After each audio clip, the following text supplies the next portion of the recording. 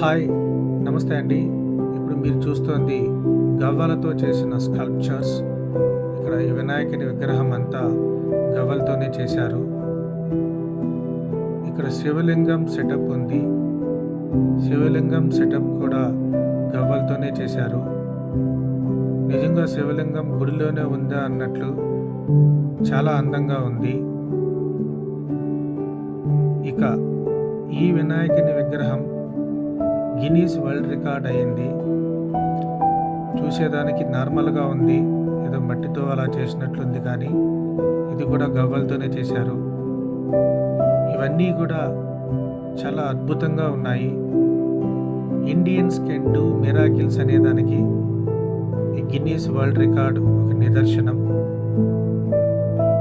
information మీకు నచ్చుంటే like, subscribe